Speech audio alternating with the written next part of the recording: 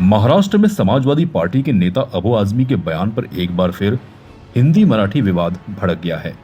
अबू आजमी ने Mumbai metropolitan region में आने वाले भिवंडी में मीडिया से बातचीत में कहा था कि ये भिवंडी है, यहाँ मराठी की क्या जरूरत है। इसके बाद हंगामा मच गया। बीजेपी, मनसे और शिवसेना के नेताओं के कड़े विरोध के बाद अब नवनीत राणा ने भी अबू आजमी को निशाने पर लिया है।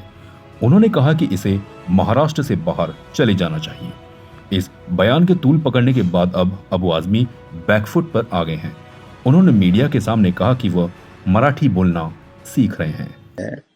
कि भिवंडी कारपोरेशन में मैं कमिश्नर से अपने डेलीगेशन लेके मिलने गया था। जब नीचे उतरा 10-15 टीवी वाले खड़े थे, वहां पर सबसे बात हो रही थी। तो एक ने कहा कि मराठी बोलिए। मैंने कहा देखो यहाँ बहुत सारे चैनल यहाँ पर हैं और मेरी आवाज से मुंबई, महाराष्ट्र में नहीं पूरे देश में जानी है, तो आप एक टीवी के लिए मैं मराठी का यहाँ इकड़े मराठी बोलने की आवश्यकता नहीं है। मैं मराठी बोल सकता हूँ, मैं मराठी सीख रहा हूँ।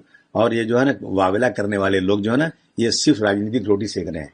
मैं मराठी से मोहब्बत करता हूँ और महाराष्ट्र में रहता हूँ, महाराष्ट्र से मोहब्बत करता हूँ। सबको तो सबको दिखा दिया मैंने मराठी पढ़ रहा हूँ, पढ़ना चाहिए। मगर ये दिखाने से किसी को ये नहीं लगना चाहिए कि मैं किसी के डर से बोल रहा हूँ। देखिए मैं सुबह रोज आना, हमारे दोस्त इमरान है, हमारे टीचर हैं, वो रोज आना मुझे ऑनलाइन सिखाते हैं। और मैंने अपने स्टाफ से जो लड़के मराठी जानते हैं उनसे कहा तुम लोग मुझसे मराठी में बात किया करो, भले मैं तुमको जवाब शायद थोड़ा गलत सही दूं, लेकिन धीरे धीरे से भी जाऊंगा। देखिए घुसने को घुसने बोलते हैं, चुराने को चोरने बोलते हैं। आप देखिए ना, ये सीख रहा हूँ। ये मैं किसी के डर से कर रहा हूँ क्या?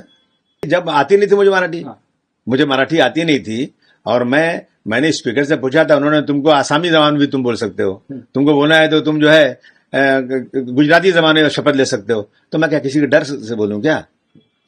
हिंदी इस देश की राष्ट्रभाषा है, राजभाषा है।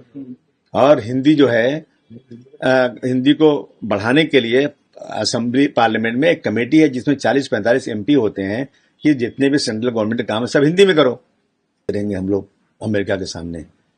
इतना बड़ा वाकया हुआ और हमने सिर्फ दबाव में कोई रिटेलिएशन नहीं किया। और इतना बड़ा 26 लोग कश्मीर में मार दिए गए और हम लोगों ने अमेरिका के दबाव में काम नहीं किया।